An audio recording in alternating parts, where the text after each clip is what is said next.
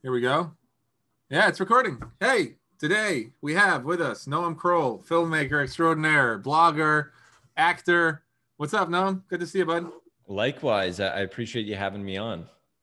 Thank you. And well, the reason we're talking today is, as you know, I'm doing the YouTube thing now a little bit, and I'm trying to put Yep, value out there for actors who are not just trying to get into producing, but that's, my angle, of course, in the industry, but also just actors in general. And I did the last one with a casting director, and I figured you would be an amazing person to talk to because we go quite a ways back, and we've sort of had somewhat parallel careers, albeit in somewhat different approaches to how we do things. But I think we've always sort of we're kind of the Joneses to each other, right? I for was kind of sure. like looking like, Noam did another movie, like I gotta I gotta do something, or he's Totally. selling Lutz now online, or doing I gotta do this, and so Yeah, no, there's been a ton of parallels for sure. Ever since, we met and we bonded over the, similar sort of camera choices and things like that way back, but yeah. for sure. Yeah. So, well, why don't we open up? Because I want to make this discussion informative to the viewers, and mainly about um, the industry today, as you're experiencing it through your eyes as a independent feature film director and producer, as a former actor as well, who's actually, correct me if I'm not wrong, done some television or something. Yep. Yeah. Yeah, back in the day, a bunch of television and film commercials. We could talk about that for sure. Yeah, and then sort of maybe wrap it all up with kind of takeaways, advice if For possible sure. for our viewers. So why don't we start with just how your evolution went from basically starting up in Canada to being in LA as a Yeah. established filmmaker. For sure. And I could sort of frame it through the lens of the acting experience, which I don't really actually talk about all that often, but I've mentioned it a little bit in other interviews or on my podcast. But basically, when I was younger, I was really into acting. That was sort of a part of the whole filmmaking experience. I wanted to make little films as a kid and shoot little short films and stuff. But I also wanted to act in them. And I thought if I could act in other people's work, it was just a way to get on set, a way to sort of learn the tricks of the trade. And yeah, to me, it was, I've always been super hands-on, even, to such a young age with how I like to approach filmmaking. So acting was sort of part of that. And then over the years, I did have like some degree of success. I was in some commercials and some pretty, decent like TV movies and things like that. And at the time, it felt like I was kind of on a roll. I was, younger. I was making. I didn't have to work like a part-time job. I could make some money from these commercials and things. And like, I really wanted to pursue that. But I hit a certain age, probably around end of high school, where I realized if I don't start sort of taking matters into my own hands, I'm just going to live this life of just going to audition after audition after audition. And essentially, 1 in 10, 1 in 20, 1 in 50 sometimes you get, and your whole life just becomes your professional audition person. And especially in a market like Toronto, which it has a decent size film scene, but as far as like, major motion pictures and television, especially at the time, they were sort of few and far between that were shooting up there. So I thought if I wanted to create any sort of substantial work for myself, I'd have to create that myself. And luckily, I'd already been doing that just for fun. But I sort of, created these initial short films when I was maybe like, I don't know, 19, 20 years old. That were my first like real short films, which now, I still wouldn't show anyone because they're so terrible. But I acted in those, and that was sort of the transition. And then from that point on, I kind of just slowly stepped away, and I don't know why I was led more and more into the directing side. And I still love working with actors, and maybe one day I'll sort of revisit it. And I definitely always get a kick out of like doing a cameo or something in my films. But basically that was sort of the moment, I would say, where I made that leap. And then from there, obviously we can, you know, talk about whatever else you may find relevant, but I ended up branching into, you know, the business side, having my own production company, the creative side, which has been sort of creating my own feature films and so on. So yeah, that's kind of the short version of it. Love it. And I've actually even made a cameo in one of your movies too, Oh, right? that's right. That's Remember, right. like, what was that in like Topanga Canyon or something, or Malibu or something, where like I was wearing Yeah. a kid and Yeah. It was in, I'm trying to remember the it was name Shadows of of the the Road. park, but in Malibu for sure. Right. That's so funny. I Um, almost forgot. yeah. I was actually talking about that on another YouTube video because how micro budget. Well, okay. So here's one thing that I don't think I'll be contradicting anything that you put out there. I sort of called that video the fallacy of micro budget filmmaking. Why? Because there's you've made a movie for 12, 15 grand. How much was Shadows on the Road? It was Yeah, that was 12. That was the first feature I released, like $12,000. right. And it's beautiful and it's good. It's a great film. Like I truly enjoy it as a movie. And not just saying that, but like I was also involved in it. But then I sort of brought that up briefly in one of the YouTube videos because a lot of people talk to me about, well, why don't, why is production cost so much? And can't we just make this for this? Or, can I just, shoot a reel for $500 or something like that? And Yeah. well, the fallacy, the reason I use that word was because it's a little misleading to think that anybody can just make a movie for 12 grand. Like you're Yeah. an extremely seasoned professional, very good at editing, very good at cinematography, a writer as well. You took the burden of a lot of really expensive work onto yourself, Yeah. and That's a like, great point. And I don't mean to cut you no, off, but that's that's a great point. And it's something, you know, I should probably even reiterate or clarify to a lot of the people that I communicate with through my newsletter and my blog about micro budget filmmaking, because it's true. It's like, you know, to use an analogy, if you hire a lawyer and you're paying them $500 an hour, you know, you're paying them that much because of all the many years of experience that they had. Like there's a certain value that's built in over the years. So you're right. Like, you know, someone like me can say, okay, I made this film for $12,000, but that cost is all relative because you have to consider, I've also spent the last 15 years making films and learning how to, you know, screw up a little bit less each time, you know, and meet more crew members and develop new tactics and also just understand that I'm willing to put in the time, because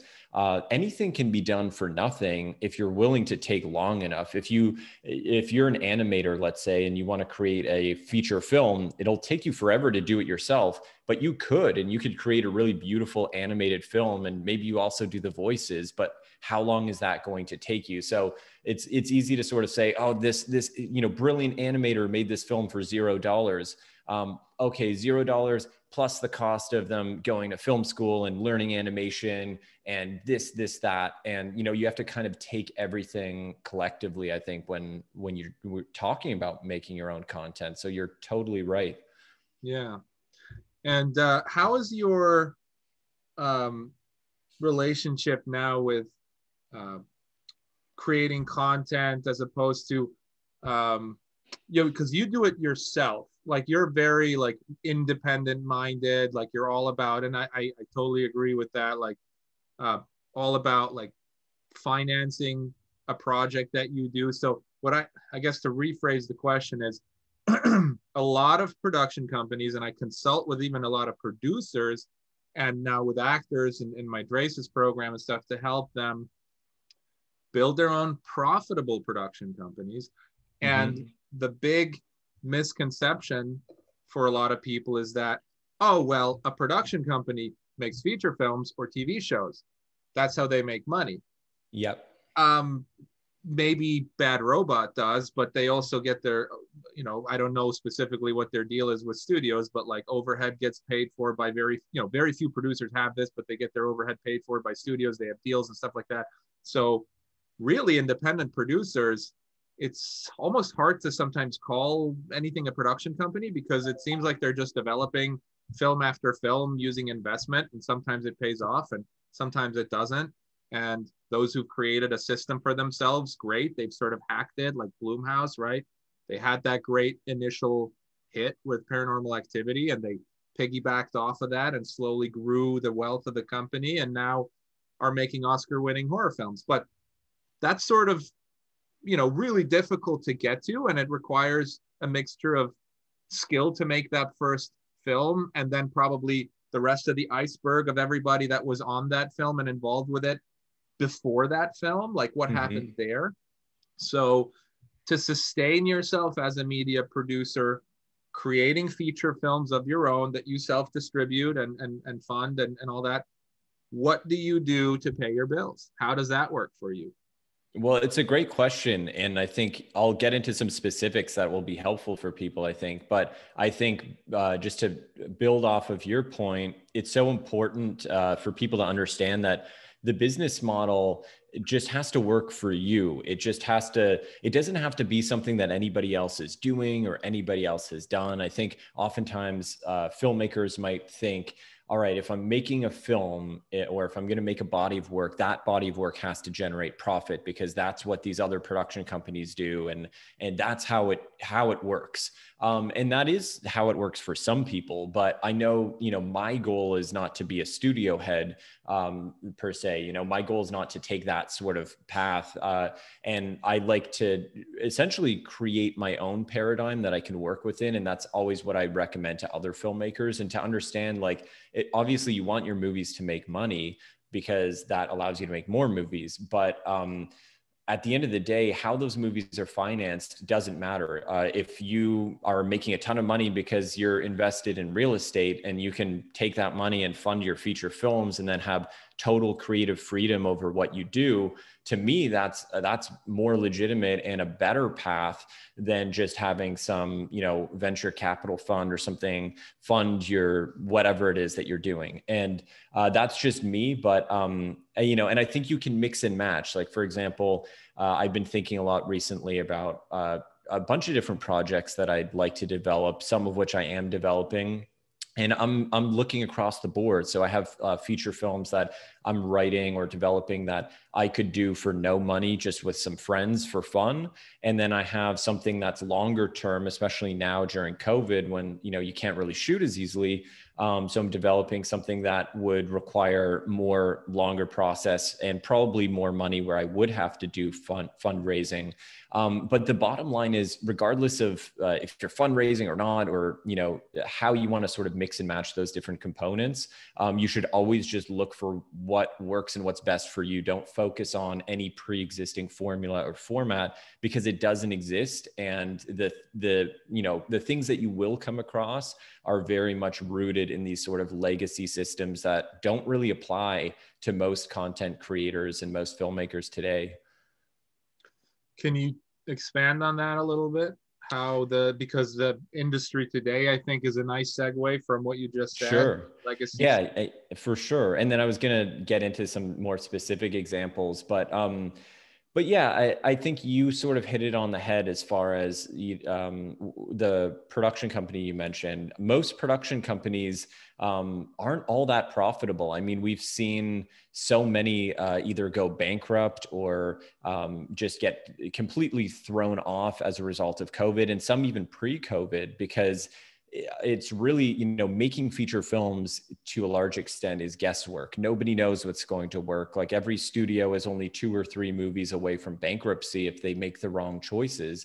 And even, the best minds and the best money in the world can't guarantee that when they bring out the next Star Wars movie, that's going to be a hit. It probably will in that case, because it's Star Wars, but in most cases, there's very, very, very little guarantee. So anyway, if you're creating your own system or structure for yourself as a filmmaker, as a content creator, my whole thing is like, why create a system modeled after something that at best only works 50% of the time or 51% of the time, and requires that, like, you know, you're on the hook to investors and financiers and this and that? Why not create a system that just generates that passive, either passive or active revenue, whatever it is for you, allows you to fund your own projects? And, you know, to answer your other question, so for me specifically, I had been running this filmmaking blog for years, and then a podcast and a newsletter. And I built up a small audience of filmmakers who were interested in what I was doing.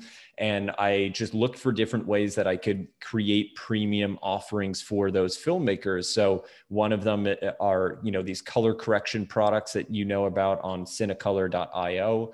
Other ones are filmmaking courses that I create. And obviously, you know, I do other work as well, and I still produce some commercial projects and all of that. But my main focus is really on the online digital space, because I'm able through that platform and through that channel to generate more income than I would be able to generate if I was just on set, just, you know, directing or producing commercials all the time. And at the same time, I'm also able to get all these other derivative benefits from it. So I'm not only generating money that I can use to, you know, fund my projects. That money is also being generated to some extent a little bit more passively. So I'll have more time in the day open to work on, let's say, writing a script, where I wouldn't have that time in years past. And then again, I'm building my network, I'm building the audience of filmmakers. All of those things are sort of built into the system. So whatever effort I'm personally putting forward, hopefully compounds and grows exponentially, because for everything that I'm doing, there's supposed to be a multitude of benefits. It's not just a one-off thing, at least in an ideal scenario. So anyway, to sum it up, I guess in my case, that's resulted in putting in less time, I would say, per week into the non-filmmaking related work I have to do, and then generating more predictable revenue than I was able to before. And, I'm planning to continue to go down that path, because it's allowing me to make these movies on my own terms.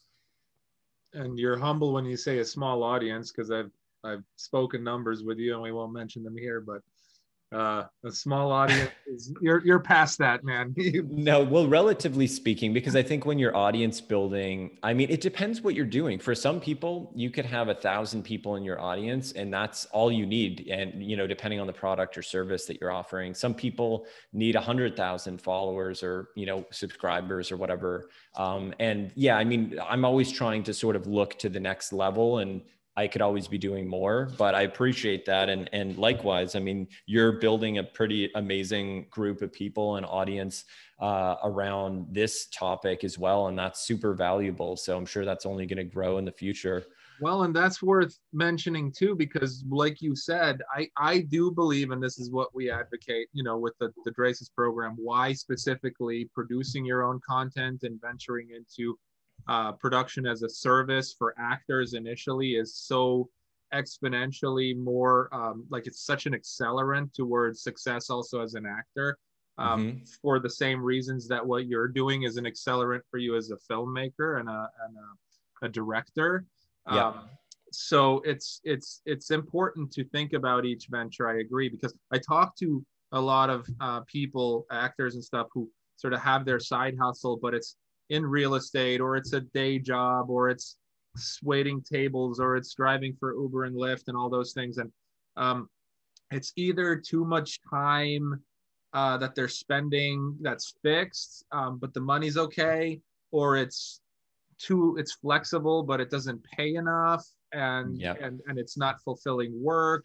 And no matter what it is, it's like, my opinion is that you're not in this industry, like in some other industries, a specialist to the extent of, I am a phlebotomist, and like what I do is I do this thing, and that's where I fit in this machine. Yep. The entertainment industry is a little bit different. Like if you look at anybody of any significance in the industry, you will find that they have their fingers in a lot of different things in the industry, because we Hmm. are ultimately artists and we enjoy the whole process, and it's about storytelling and all this stuff. And you realize that being an actor, maybe there are some that, you know, that's enough for them. Relying on just gigs that are thrown your way, like you said, auditioning until you finally get a break.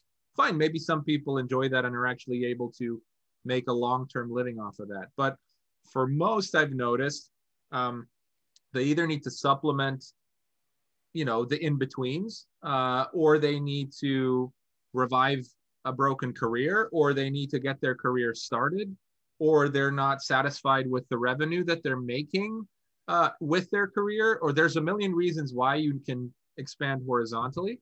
And then if you do so, why would you spend 40 hours a week working in some company that has nothing to do with the industry?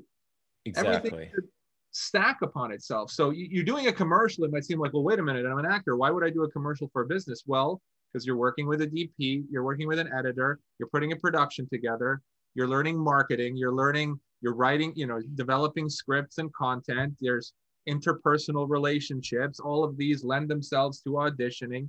You get to know people. I mean, how many times has it happened where you're doing a project, and then some dude that you're either working for or comes into the space and it's like talks to you about how they've always wanted to make movies, and then suddenly you have an investor for something. Exactly. That's the thing is the more related whatever it is that you're spending the majority of your time on, the more related that is to your goal, the better off that you're going to be. And it just seems like common sense. And I totally agree with you. I think, you know, just specifically talking to the 40-hour a week situation. And I'm not here to tell anyone quit your job or that's not right, because everybody's got their own thing. But the way that I see it from my perspective is that element of it is almost the biggest hindrance sometimes to your time and to your ability to explore these creative projects, even more so than the industry element, which is a huge, that's probably number two for me. So I think number one is the 40-hour commitment, because even if you're working in the industry 40 hours a week, I can't tell you how many filmmakers that I know who have worked decades and decades and decades in production companies or on other sets or whatever in one very specific role in a 40-hour a week full-time capacity. But they're no better off when they want to go make their feature film, because they've never made a short film. They've never had the time to, and they're seen within their group of peers as this one specific thing, you know? So I think that, you know, a lot of people have always assumed that they could take the path of sort of working their way up the ladder.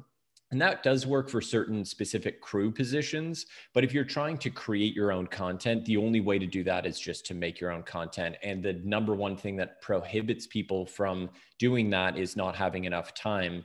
And that's why, regardless of how you're making your money, what industry it's from or whatever, I think the time element is so paramount. And then I think second to that is the industry element. And, you know, before I mentioned as an example, real estate, because that's the type of business where you're not going to get any of those other derivative benefits of networking or whatever that you would get from working with a business in the industry. But there are other considerations. So if somebody's primary goal is just to make money and they have a good opportunity in a space like that, and it's pretty hands off and it doesn't require time, that's the kind of scenario where I could say, all right, it's not in the industry, but it's still valuable because it doesn't take a lot of your time and it could still further your creative goals. But in an ideal world, the more crossover you have, the more you can intertwine all the different things that you're doing and how you're spending your time, the better, because then you can compound that growth. You can leverage one thing that you're doing to splinter off into something else and vice versa. And you're not just spinning your wheels in 1,000 different directions. Everything kind of is working toward a unified goal. Yeah, and from the limited exposure I have to a lot of other industries, I certainly know a lot of people involved in many industries, investment and banking and real estate. And I mean, we don't have to go on about that, but I'm pretty diversified in my network of friends and peers. And I think what I've come to notice is that, you know, when the context under which I was bringing up real estate and those side gigs are like, when one fine day an actor decides, oh, you know, I should have a side hustle, I think I'm going to do real estate. If you've had a career in real estate and you've gotten to the point where you are at that position where you're doing $1 million listings, or you might even be a broker and you have a team, and like you can actually be the guy who's, you know, top of the food chain, have the revenue, and can, you know, reinvest that and stuff, like that's great. Or you have some golden opportunity. But in most cases, you'll find that to get to the point where you're making a lot of money with anything is going to take quite a substantial amount of effort and time. Exactly. So you don't want to just jump into something because you think, oh, it's going to be easy. Yeah. My friend told me that guy flips houses, I'm going to flip houses. Exactly. You're going to spend 10 years figuring out how to make money with that. 100%. And that's sort of, I don't know if I said this, but at the time, you know, when you first asked me and I mentioned real estate, I guess what I'd meant to say was that I think anyone who chooses that sort of alternative path, it should always be based on logic. It shouldn't just be based on thinking and projecting that there's a lot of money in an industry because the grass is always greener. It should be based on, like I was a real estate agent, or, you know, my friend has an opportunity in this area that nobody else that I know has access to. And that's, you know, you have to have some existing knowledge or connection or something, because otherwise, if you're just starting from ground zero every single time in an industry that you don't understand, you're never going to be able to gain the level of expertise, as you mentioned, to kind of get to the top. And you're certainly not going to do that if you pick something that you're not really interested in, because as you know, from having a business as well, there are ups and downs, and you really have to enjoy what you're doing to kind of ride through the more difficult months and years. So yeah, I couldn't agree more with what you just said. Yeah, I find that most successful business owners and stuff that I know are sort of, they flip-flop between the left and right side of their brain, like very analytical and statistically driven when it comes to the operations and tracking the success of the business, like keeping track of everything. But then once they've identified an issue, they can sort of hone in on that and creatively solve that problem, and then step back again and keep monitoring again. Exactly. That's, you know, I tell actors that they're actually a lot closer to being able to be producers than almost anything else. Don't go looking in other industries, because you're a lot closer than you might think already. Yeah. And I think, speaking from my own experience, making that change when I was younger, like it's such a liberating feeling, because there is nothing like that feeling of having no control over your destiny, that to me, at least, it felt like when I was acting. Because even under the best of circumstances, where I remember one summer I booked a bunch of jobs and I got a new agent, and all these things kind of felt like they were going my way, but still I was, you know, I was still going to 20, 30 auditions for every one that I booked, or sometimes having dry spells with no auditions, and you never hear back, or you get, you know, criticism for this or that. And it's just not a positive feeling necessarily, you know, that you're experiencing. And then when you can transition over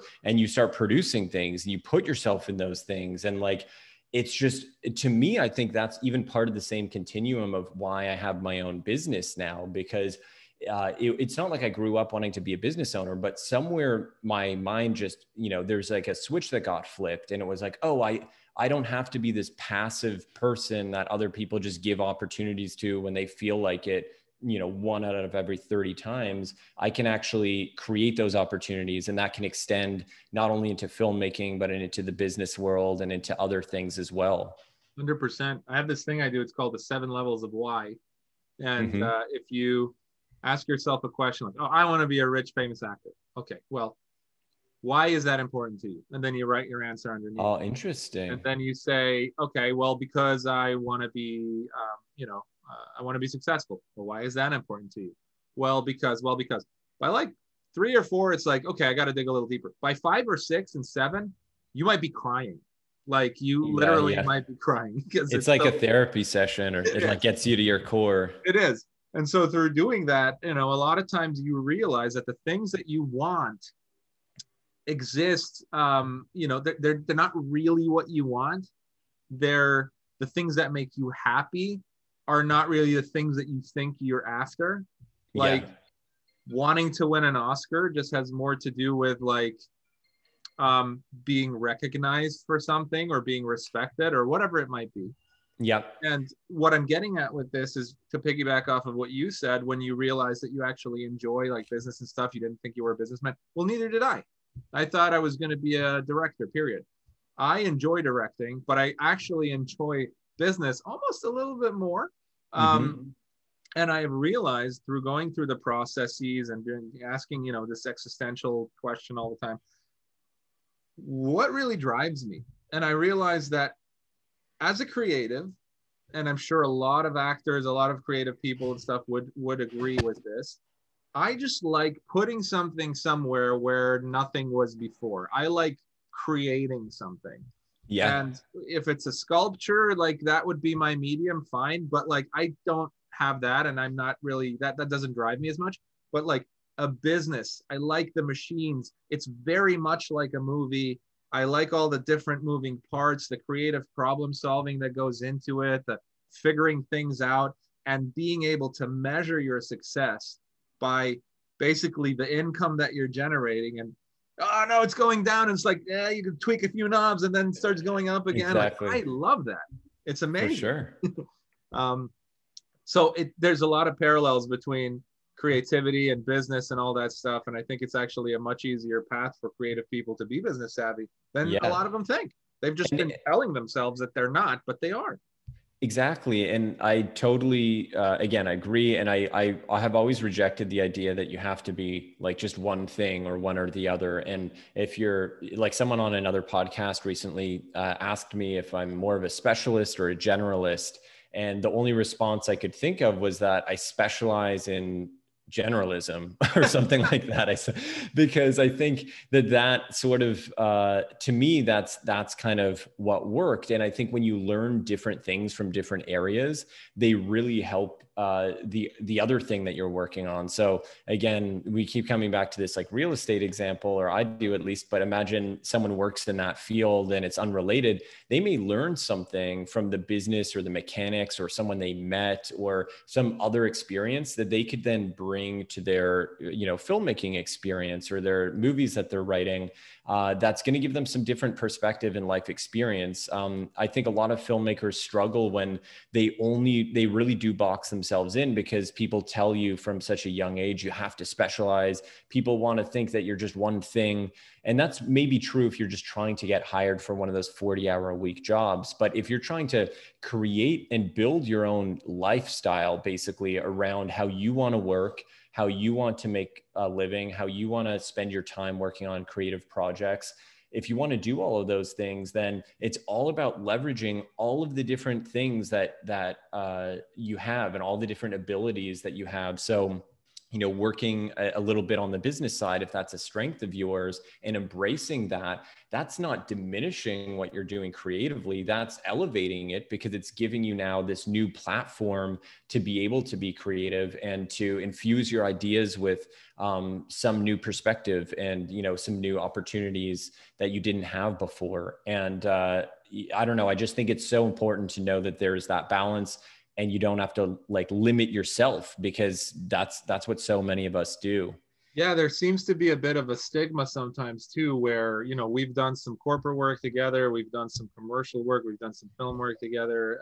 And, I find, okay, depending on who your client is and their demands, like things can get a little dry sometimes. But the beauty of having your own company and being your own boss is also the fact that you can choose who you want to work with, right? Mm-hmm. And what initially I hear a lot of actors kind of say that are transitioning into production is maybe initially they're a little off put by like, well, do I want to do commercial work? Or I'm not strictly talking about corporate or commercial work. You can create a new way of doing ads altogether. You can be so creative and do something like the Harmon brothers were with their Squatty Potty ads and their purple mattress ads and stuff, which are hilarious.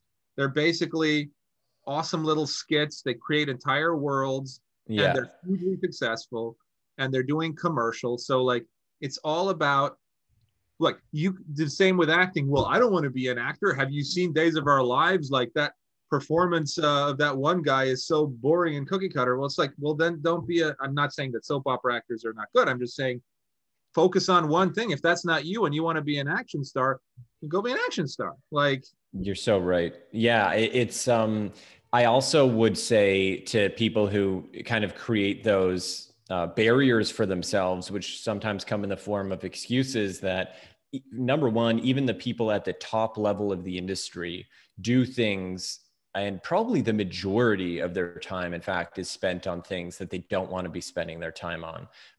So that they have that 5% of their time that they could go and make that passion project movie. So that doesn't go away. And at the end of the day, you have to learn early on how to give yourself, how to be a professional, and how, Stephen King says, like, the only difference between a professional writer and an amateur writer is that the professional shows up every single day, even when he doesn't want to write. He just shows up and, opens the laptop, and that's all it is. So like, if you say, I want to be an actor, and I understand that the viable path to get there is by, let's say having a production company, or by creating my own content, and you really understand that that's the path, but you're not willing to do it because you think it might be boring, well, then you're only kind of negatively affecting your own progress, because there's 100,000 other actors or performers who are willing to put in the work, who are willing to go the extra mile, and they're willing to be bored on set for a few days a month if that means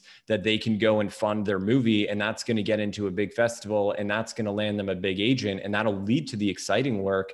The people that succeed are the ones that are willing to sort of do the grunt work and do what other people will not. So, I think if you're not willing to do it at this stage, you're not going to be willing to do that later on. So if you can figure that out now and prove to yourself that you'll take those steps, then, at each level, you can maintain that mentality and continue to grow. I agree. And I have honestly found, trying to think, it's ultimately all in your head, because even the most boring video that I've ever produced, while we were making it on set, I had a blast. I just love being on set. So yeah. I honestly I don't care if it's in a corporate office or if it's in the Bahamas somewhere on a beach. Like, I just love having a crew around me and doing my thing, action. And by the way, again, sorry to interrupt, but like, to the opposite side of that coin is, how many actors do you know, professional working actors, and their biggest complaint is, I'm bored because I sit in a trailer all day doing nothing, waiting for the 5 minutes that I get to do my one line, for the thing. And then I go back home. Like, anything is exciting until you've done it 3 or 4 or 5 times in a row, and then it's boring again. So like, again, I think it all comes, I love that the 7 whys that you mentioned before, because I think when you have those sort of focusing questions that can really narrow down, like, what is it that you want to do and why do you want to do that? That's the first step in everything that we're talking about. Like, understand that, because then, if you find something boring, but it's going to serve your greater purpose, you're going to do it anyway. And to your point, you're going to find a way to make it interesting. Like, I would have never thought that running a blog or having a Facebook ad campaign or anything like that would be interesting to me, but it is interesting. Like, I find it as creative as writing a script at times. So like, it is, you get out of it what you put in. And if you want to not be bored, well, you're in charge of that. You're the captain of your own ship, again, to your point. And like, if it's boring, you only have yourself to sort of blame for that. And once you realize that, it's very liberating, because then you take those measures and those steps to ensure that, you're working on the kind of projects that you want to work on, or you're working in a way that allows you to thrive creatively. How many times did you and I, over the last few years, talk about I came to you and I'm like, I don't know, this YouTube, I don't think I'll ever, it's not for me. And then like recently I started this YouTube thing. And who knows if it's going to last. I started it really just because I got a lot of questions. I was like, okay, you know what? I'm just going to start answering those on YouTube so I can just send people links. I love it. And it doesn't take much time. I come in the office early. I get up early. I get up before 5 a.m. I do my morning routine. I walk to the office because it's right down the street from where I live. And I come up here, I flip on this little old camera that I've had for whatever, 5 years. And I talk for 12 minutes. I pop it in, I upload it to YouTube, and it's giving people value. And I find that incredibly fulfilling. Just like you've been doing the online thing a lot longer than me. I was, for the longest time, we've had many discussions like this. I'm like, oh, but I'm, you know, a producer, hands-on director, movie this, I got to be on. And then I started considering, you know, what could I do in that online space, right? And if I'm going to do something, it needs to be, I don't want to be an online guru, just like you have your businesses, but you are an active filmmaker and a producer, right? I didn't want to transition. So I created this program. It's a big thing. It's, you know, sort of a higher, you know, ticket item, I guess, for an online space, right? But it's so fulfilling because it actually allows me to take the knowledge that I have from all the stuff that I've been learning for the last, you know, decade and a half or so of doing national ad campaigns and films and videos and viral stuff and all these different things, and actually use that to enrich other people's lives, which for you, like the blog and stuff, you're helping people, but at the same time, it's also in some ways growing your network a little bit, expanding out. Like, who knows where your pupils are going to be in 10 years? Like, some of those might be the next Aaron Sorkin, or they might be the next Spielberg or whoever, and you'll have had something to do with their success. And, you know, with the reels, when I started doing content for actors, like, immediately the benefits were apparent beyond just helping people with their content and making you know, extra money with a company. The development ideas that come out of that, the viral success, the festival relationships and success from the sheer volume of short form content that we can now, you know, submit, the talent that we've discovered that we use on our own projects, like, so many additional things come out of that. It's amazing. And because you designed it by design, it's not a fluke. That's how you actively chose to design this business model that would provide all of these different benefits to you. And everybody has the ability to do that. Yeah, I love that. So we're going to start wrapping it up here soon, because that time flies when you're enjoying it. I know we're the kinds of people that every time we talk, somehow an hour goes by and we have I know. I thought we were just getting started. It's been 50 minutes, I think, already, or something. So for these last like 10 minutes or so, you know, why don't we get a little practical? There's one thing that you sort of put a pin in and we didn't circle back to, which is you had mentioned, you know, legacy studio system, you know, legacy filmmaking principles that are embedded in Hollywood. I see that everywhere. I see that with established businesses, like, you know, not to crap on casting sites, but like the most popular one renders great results, but still is so manual. And archaic.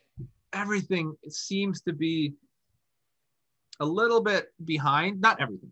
A lot of the norms and the standards that are being taught and preached out there are legacy, archaic in some ways. For sure. Can you talk a little bit about where you stand, having done a couple of feature films now on your own, the way you did them? They are distributed. They are making money for you, right? Mm-hmm. Yep. How do you see that versus like how maybe traditionally a movie's been made? And then I'll follow up with another question after that. For sure. Well, I think the way that movies are made and the way that they're distributed, I kind of put into two different categories, because in a lot of ways, I think if it's not broke, don't fix it. And I think if you want to make a big production, you can use a legacy kind of system like David Fincher's new movie or something, which looks amazing. Like, you know, I'm sure you go onto set and they shot for like 200 days or whatever it was, and it looks like an old school Hollywood production, and that's awesome.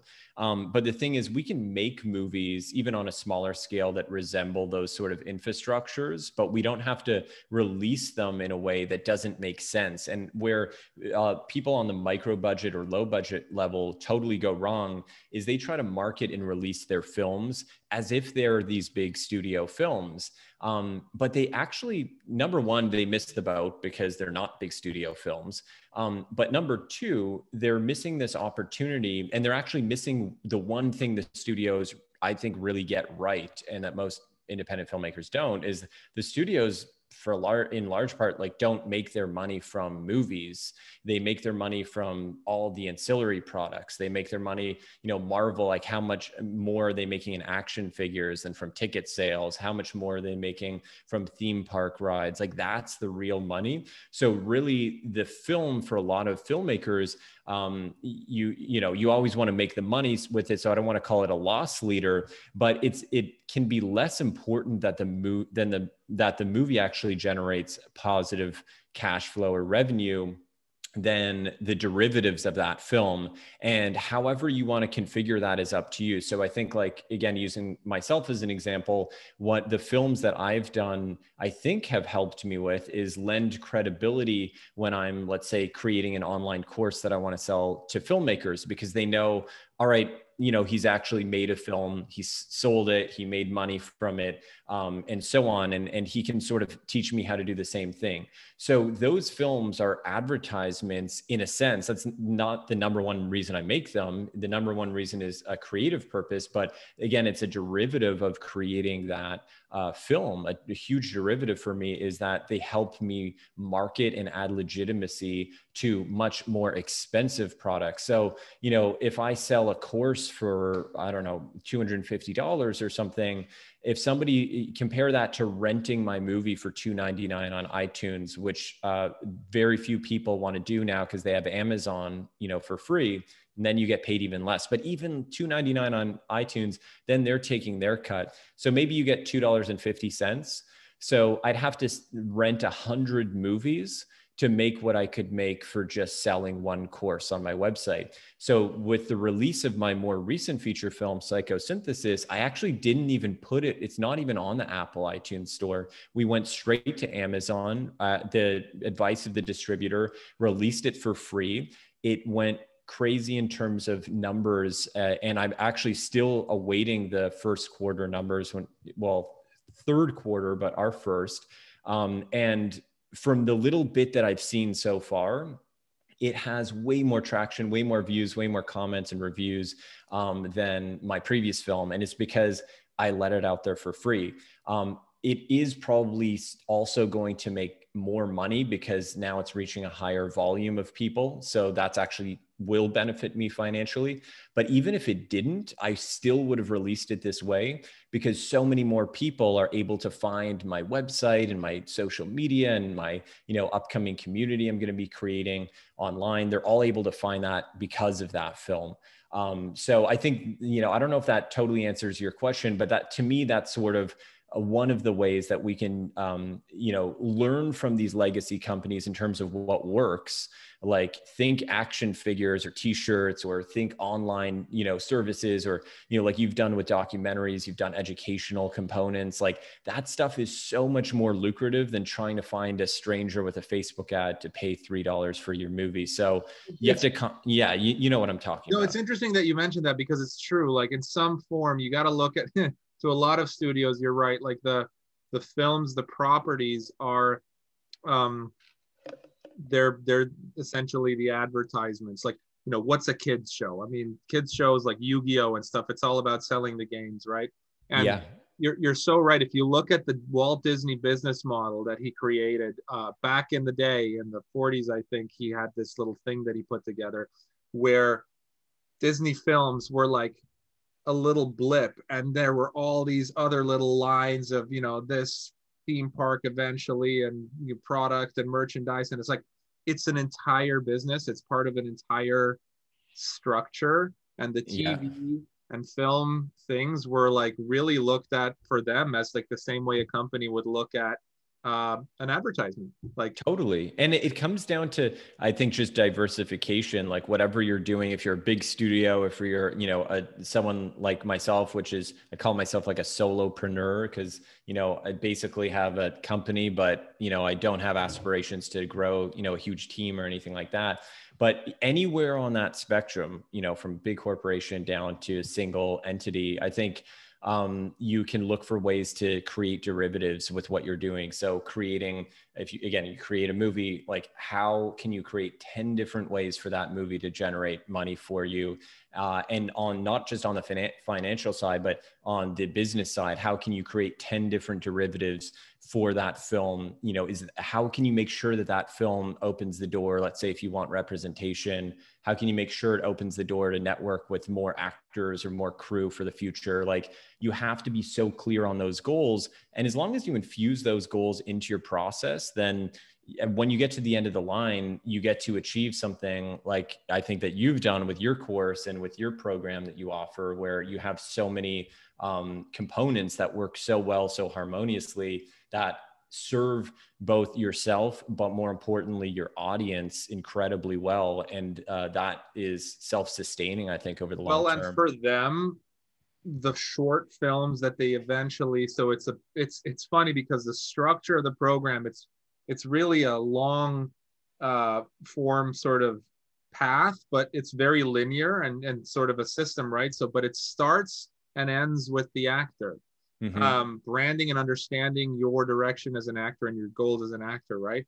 But then all this in between, the business, the team building, the marketing, the monetization, the sales, the company, the cash flow, all of that stuff that you build in not that long amount of time, right? Because it's all there for you. But like all of that leads then eventually back to the ability to reinvest in creative short form and eventually feature film production, which, you know, your course is part of the bonus content, right? And like creating feature films and stuff and building your own audience.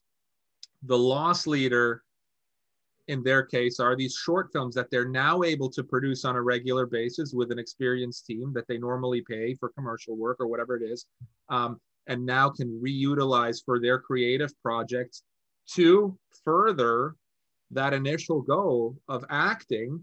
So their content is for the purpose of putting themselves in a position that they as an actor are now going to film festivals, making movies, whatever it is, with them as the lead, them as the supporting role, them as the person that they want to be featured as in their movies, which will in turn generate more attention on them as an actor. So others can now say, oh, I'm going to hire this person because they've won 2 awards and been in a million films. Let me hire them for my project now. And that's sort of the whole thing behind it. And that's how it works. That's how it happens, because like every actor that's listening to this knows the odds of booking any given audition or any given role and how small they're. It's so small even to just get in the room in the first place, let alone like get a call back. But how much greater are your odds when you're creating something that actually gets in front of people? Most of the actors that I know that are actually working on, whether it's like network shows or bigger productions or whatever, they didn't get there by auditioning, honestly. There are those random, like, I think I heard once, like Ashton Kutcher's first audition was That 70s Show. So like, there's those like lottery ticket scenarios that might happen, right place, right time, right person. But you can't focus on that, because that's not for most actors, even the best actors that are working today. Like, look at how many of them like created their own content. Look at, you know, and to our point before of like other industries and other methods of generating revenue, like how many actors own restaurants, how many actors own production companies, how many actors have a million other businesses. Like Dan Aykroyd's got the House of Blues after Blues Brothers immediately diversified into that. Yep. Crystal Skull vodka. Like, I mean, exactly. And there's a reason. It's not because they are just doing it for fun. They're doing it because they need to do it. They need to protect themselves financially. And you might think, oh, they have so much money because they're these celebrities, but you know, their expenses are through the roof too. And like their overhead is through the roof. So they need to be able to generate money and work in these different areas. But circling back to what you said, just to sort of close that off, when you're at let's say a film festival with your work, like, again, you're getting multiple derivatives. I love anything where you do something once and you get multiple benefits. So you can, you know, use this money that you make from, let's say, having a production company to fund your film. You get that into a film festival. Okay, so what happens from that point? Well, you might meet 3 different people at the film festival and have good connections with them. And one of those people might want to finance your next film. One of those people might might be a producer and they want you to act in their movie, and maybe one of those people is an agent, you know? So like you're doing one thing one time that can benefit you for in a multitude of ways, hopefully for years to come. And I love how you sort of take people through that whole process in your system. I also love how I think what will happen, I should say, with a lot of people, I know this happened with me when I was starting my business, is there are going to be components that you might not think you're going to be that interested in. And then you're going to, by the time you get there, you're going to be craving to learn those things. Like you might think, oh, I'm not all, like, I don't really care about the marketing, or I don't care about this, or whatever the thing is for you. But eventually you're going to care, because you're going to realize why it's important, and you're going to realize how connected that thing is to your greater goal. So I think what you've done is super comprehensive, and is really a great sort of asset for anyone to take who's looking to go through that journey. Thank you. Is there anything that you would like to leave? I know you can find your stuff at Creative Rebellion, noamkroll.com, cinecolor.io. Is there anything else that you want to, we can post links down? Yeah, no, we'll throw some links on. I mean, most of my stuff all filters through to my website, noamkroll.com. And you could kind of find everything on there, the articles. But the one thing I would recommend, if you liked this chat, check out the podcast. It's called Show, Don't Tell. A lot of filmmakers, some other actors I'll have on the show from time to time as well. But definitely get on the newsletter too. So every Sunday, as you know, I send these, I say, you know, actionable tips or advice on micro budget filmmaking and independent filmmaking. And it's just free content. It's stuff that I don't publish on my blog. But it's grown into like a really great email community. So if anyone's interested in those free Sunday newsletters, just to go to noamkroll.com. NOAMKROLL.com/newsletter, and you'll find it up there. Love it. And of course, if you like this chat, subscribe to this YouTube channel and check out dreamreachmedia.com/Dracis. And I'll put a link in the description for that too. However, you know, any last tips or anything you want to leave the viewers with as a professional and inspiration, as an actor and a director and a filmmaker? I think the best advice I could give, and it's the thing I always have been reminding myself of recently, is just start now, start small, and just start with like the one thing you can do today. It's going to feel daunting to imagine what it's going to be like to run a production company and get a crew together and all this stuff. But I can tell you, it's actually, when you get there, it's very manageable. It's very doable. People, you know, less intelligent than you are have done it very successfully, you know? So anybody who's watching this has the ability. It's just the hardest part is just getting through that first hurdle of deciding to do it, taking that first step. But just force yourself, even if you tell yourself, you know, you're going to spend 5 minutes a day, 10 minutes a day, you're going to enroll in the course, you're going to take whatever the one thing is today that you could do, and just keep at that. Let that develop into a habit, let that compound over time. And before you know it, you're going to be there. I love it. That's great advice. And maybe we can do this again sometime. I'm certainly going to call you maybe even later tonight to talk about some other stuff. Yeah. I know you have a call soon, but you call me after that if you want, and we'll brainstorm like usual. Absolutely. Well, thanks a lot, bud. It was great talking to you today, and thanks for your wisdom. I hope you guys like it a lot. Check him out, and I'll talk to you soon, Noam. For sure. All right, bud. Take care.